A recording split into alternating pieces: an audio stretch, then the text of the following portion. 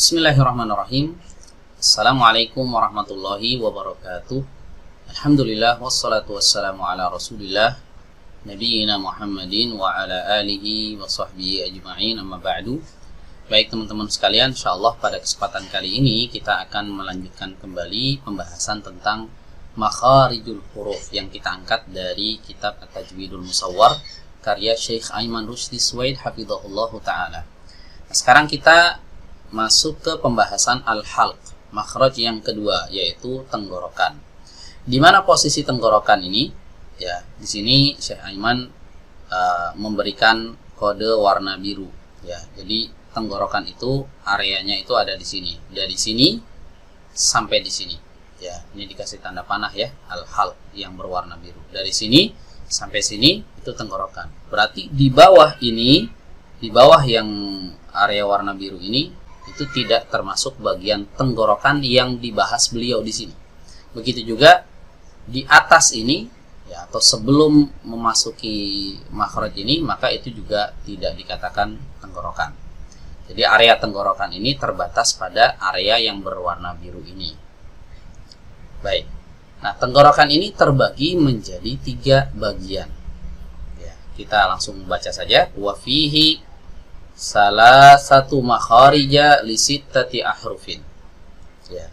Dan di tenggorokan ini terdapat 3 makhraj untuk 6 huruf. Ya, ini makhraj khusus ya teman-teman ya. Tenggorokan ini makhraj umum. Ya, adapun setelah ia dibagi 3, maka ia menjadi makhraj khusus. Ya. Jadi tenggorokan ini dibagi menjadi 3. Ya, dibagi menjadi 3. Nah, dari ketiga makhraj ini keluar 6 huruf. Ya, apa saja 3 makhraj ini? Nah, di sini beliau jelaskan. Yang pertama adalah aqsal halqi, pangkal tenggorokan atau tenggorokan yang paling jauh. Aqsa itu artinya paling jauh. Ya, paling jauh dari mana? Paling jauh dari bibir. Ya, jadi kalau dikatakan paling jauh, ya start awalnya itu dari bibir. Paling jauh dari bibir berarti ini. Ya, ini kursornya kelihatan ya teman-teman ya. Nah, disinilah bagian aqsal halqi. Ya, tenggorokan yang terjauh, yang terdalam. Ya, atau biasa sering kita istilahkan dengan tenggorokan bawah. Ya, di bawah sini ya. Ya, makhrajul hamzati wal ha'i. Ya. Nah, dari sinilah keluar huruf hamzah dan huruf ha. Ya. Dari sini keluar huruf hamzah dan huruf ha. Ya. Kemudian yang kedua adalah wasatul halqi. Ya, tenggorokan bagian tengah di sini teman-teman ya. Nah, ini ada semacam lidah kecil. Ini namanya katup epiglotis. Di katup inilah ya, ini yang disebut dengan wasatul halqi atau tenggorokan bagian tengah. Dari sini keluar huruf ain dan huruf ha. Ya, makhrajul aini wal ha'i. Ia adalah tempat keluarnya huruf ain dan huruf ha. Kemudian yang ketiga adalah adnal halqi. Ya, atau tenggorokan yang terdekat. Ya, tenggorokan yang terdekat berarti yang ini, teman-teman. Ya. Ini tenggorokan yang terdekat. Terdekat dari mana? Terdekat dari mulut, dari bibir. Ya, dari sini yang paling dekat bagian tenggorokannya ini. Atau biasa kita sering istilahkan juga dengan tenggorokan atas, ya. Tenggorokan bagian atas di sini. Dia adalah makhrajul ghaini wal kha'i, tempat keluarnya huruf ghain dan huruf kha. Nah, ini dihafali teman-teman ya, kalau perlu dicatat. Ya, jadi tenggorokan itu terbagi menjadi 3.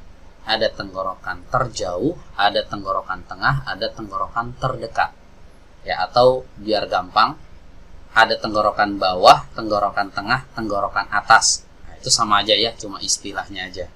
Nah, ini dihafalkan teman-teman, huruf-huruf apa saja yang keluar dari bagian-bagian tenggorokan ini. Untuk yang tenggorokan bawah, diingat-ingat ya, dari sini keluar 2 huruf, yaitu huruf hamzah dan huruf ha. Untuk tenggorokan bagian tengah, ini keluar juga 2 huruf, yaitu huruf ain dan huruf ha. Dan untuk tenggorokan bagian atas, dari sini juga keluar dua huruf, yaitu huruf ghain dan huruf kha. Baik, kita akan bahas secara lebih detail lagi, ya. Dari yang pertama yaitu aqsal halqi, ya, tenggorokan yang paling jauh. Nah, ini posisinya ada di sini, teman-teman. Nah, ini tenggorokan yang paling jauh.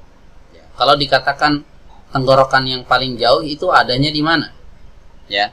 Nah, di sini beliau jelaskan aqsal halqi ay mantiqatul autari sautiyati. Ya. Yang dimaksud dengan tenggorokan terjauh adalah area pita suara. Ya, jadi tenggorokan terjauh, tenggorokan terdalam atau tenggorokan bagian bawah, maka maksudnya adalah pita suara. Ya. Nah, di sini beliau jelaskan, ya, secara detail sekali gambar pita suaranya, ya. Ya. Untuk bagian gambar yang sebelah kiri, yang sebelah kanan ini pita suaranya tertutup. Sini beliau jelaskan takhrujul hamzatu sakinatu bintibaqil wataraini sautiyaini. Ya. Huruf hamzah yang sukun itu keluar, ya, dengan cara menutup, ya, menutup pita suara. Ini huruf hamzah ketika dalam keadaan sukun. Ba, bi, bu, terasa ya teman-teman, ya, ketutup pita suaranya. Kalau ketutup berarti kan dia stop, tidak bisa mengalirkan suara sama sekali. Makanya ketika kita membaca huruf hamzah sukun, suaranya terhenti saat itu juga. Hatta ta'tiyahumul bayyinah, hatta ta'tiya, nggak mengalir, ya, tertutup karena memang pita suaranya tertutup. Ini ketika kita membaca hamzah yang dalam keadaan sukun, ya. Baik, kemudian di sini dijelaskan wa takhrujul hamzatul mutaharrikatu bitaba'udihima, ya. Dan hamzah yang berharokat keluar dengan cara menjauhkan keduanya, kedua pita suara ini. Jadi ingat, ya, teori di video sebelumnya, ya, ketika kita mengucapkan huruf sukun maka ada dua organ tubuh yang menempel. Dalam hal ini ketika kita mengucapkan hamzah maka pita suaranya menempel, tertutup rapat.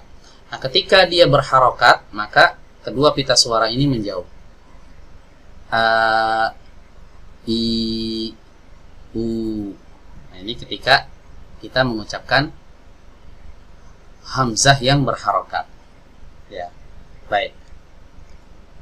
Kemudian dijelaskan di sini wa takhrujul ha'u bin fitahihima al juz'i. Nah, adapun huruf H maka dia keluar dengan cara membuka, tapi membukanya itu sebagian saja, ya, tidak terbuka lebar seperti huruf A, ya, A. Kalau H enggak H, makanya ada sedikit getaran. Ada sedikit getaran di sini, ya, karena memang membukanya tidak selebar ketika kita membuka huruf hamzah, ya. Nah, ini terjadi huruf H ini seperti ini kondisinya, baik dalam keadaan H ini berharokat maupun dalam keadaan sukun, ya. Makanya suaranya tidak berhenti ketika kita sukun. Bah, bi, bu, suaranya tidak berhenti. Kenapa? Karena memang tidak tertutup pita suaranya. Berbeda dengan hamzah, ya, hamzah ketika dalam keadaan sukun dia tertutup. Ba, bi, bu. Oke, sampai sini paham ya teman-teman, ya. Nah, ini bagian tenggorokan yang pertama, yaitu aqsal halqi atau tenggorokan bagian bawah. Jadi kalau misalnya dikatakan tenggorokan bagian bawah, maka maksudnya ada di mana? Ada di area pita suara, ya. Baik, kita lanjut. Sekarang kita masuk ke bagian yang kedua, yaitu wasatul halqi, tenggorokan bagian tengah, ya. Di mana tenggorokan bagian tengah itu? Syekh Aiman di sini menjelaskan dia berada di mantiqatul lisanil mizmar, ya. Dia berada di area lisanul mizmar. Apa itu lisanul mizmar? Lisanul mizmar ini katup kecil, ya. Ini ya teman-teman ya. Ini katup ini namanya lisanul mizmar, ya. Atau kalau dalam ilmu biologi istilahnya adalah katup epiglotis. Ya, teman-teman buka aja di Google, cari katup epiglotis. Nah, itu nanti akan ada gambarnya seperti ini, teman-teman. Ya. Ini namanya katup epiglotis. Jadi, kalau dikatakan tenggorokan bagian tengah, maksudnya adalah di bagian ini, di bagian katup epiglotis ini. Ini udah pernah saya jelaskan sebelumnya. Katup epiglotis ini berfungsi ya untuk menyaring agar makanan dan minuman tidak masuk ke paru-paru. Ya, jadi ketika kita makan atau minum, ya, maka nafas kita terhenti sejenak. Ya, kenapa demikian? Karena saluran nafas itu tertutup oleh katup ini. Katup epiglotisnya ini menutup rongga pernafasan, ya, sehingga ketika kita menelan baik itu makanan ataupun minuman, kita terhenti sejenak, ya, nafasnya. Dari situlah ya kenapa makanan dan minuman yang kita konsumsi tidak pernah masuk ke paru-paru, ya. Baik. Makhrajul aini tsummal ha, ya. Wasatul halq ini atau tenggorokan bagian tengah ini adalah tempat keluarnya huruf ain dan juga huruf ha. Ya, huruf ain itu seperti ini, teman-teman ya. Tempat keluarnya, cara mengeluarkannya adalah dengan menekan katup epiglotisnya ini ke belakang, ya, sampai menempel. Adapun huruf ha itu tidak sampai menempel, tetap ditekan ke sini tapi tidak sampai menempel. Ya. Ba, bi', bu', ini kan menempel, terdorong ke belakang. Jadi cara mengucapkan ain itu adalah dengan cara mendorong katup ini ke belakang ini sampai menempel ke sini ya, teman-teman ya. Untuk huruf ha sama didorong ke belakang juga tapi tidak sampai menempel. Bah, bih, buh. Makanya udara dan juga suara itu lebih leluasa alirannya ketimbang huruf ain. Kalau huruf ain udaranya nggak bisa keluar. Ba nggak bisa keluar karena tertutup. Ya, hanya ada aliran suara sedikit saja. Ini yang disebut dengan tawassut, ya. Karena tekanannya tidak terlalu kuat. Dia hanya sekedar menempel saja, bukan ditekan. Ya, berbeda dengan ha. Ha ini mendekat, tidak sampai menempel. Ya. Baik, yang terakhir adalah adnal halqi atau tenggorokan yang paling dekat atau tenggorokan atas. Di mana tenggorokan atas ini atau tenggorokan terdekat ini, dia adalah mantiqatu jadril lisani ma'al hanaqil lahmi. Dia adalah area akar lidah yang bertemu dengan langit-langit yang lunak. Ya. Jadi akar lidah bertemu dengan langit-langit yang lunak. Dari sinilah keluar huruf ghain, summal kha dan juga huruf kha. Ya, jadi cara mengucapkan huruf ghain, ya, akar lidah ini atau jadrul lisan ini ditempelkan ke langit-langit yang lunak. Langit-langit ada dua, teman-teman. Ada yang keras, ada yang lunak. Yang lunak ini kalau kita raba jari kita itu ke dalam ke tenggorokan, itu langit-langitnya nanti yang awalnya kita raba ini keras, kemudian lama-lama menjadi lunak. Nah, ketika kita mengucapkan huruf ghain, caranya adalah dengan menempelkan akar lidah. Akar lidah itu lebih dalam daripada pangkal lidah. Kalau pangkal itu di sini, akar itu ada di dalam. Ya, ini masih bagian dari lidah juga, tapi sudah masuk ke dalam tenggorokan. Nah, ditempelkan ke langit-langit yang lunak ini. Dari situlah keluar huruf ghain. Ya, huruf kha juga sama, keluar dari tempat yang sama. Loh, kalau keluar dari tempat yang sama, kok bisa suaranya berbeda? Nah, nanti kita akan bahas yang namanya sifatul huruf. Jadi huruf ghain dan huruf kha ini mereka sama-sama keluar dari tempat yang sama. Ya, suaranya berbeda karena mereka memiliki sifat yang berbeda. Nanti akan ada pembahasan insya Allah setelah kita mempelajari makharijul huruf. Kita akan membahas juga tentang sifatul huruf. Huruf kha punya sifat hams, sementara huruf ghain tidak punya sifat hams. Itulah kenapa ketika mengucapkan huruf kha ada nafas yang ikut mengalir. Berbeda dengan huruf ghain. il, yang mengalir hanya suaranya saja. Ya, nah itu nanti akan kita bahas. Yang terpenting di sini kita mengetahui terlebih dahulu di mana tempat keluar dari huruf-huruf ini. Baik, jadi kita ringkas lagi ya teman-teman ya. Untuk makhraj al-hal atau tenggorokan ini, ya, maka ia memiliki 3 bagian atau ia terbagi menjadi 3. Yang pertama, tenggorokan bagian yang paling dalam, ya, atau tenggorokan paling jauh, itu maksudnya ada di pita suara.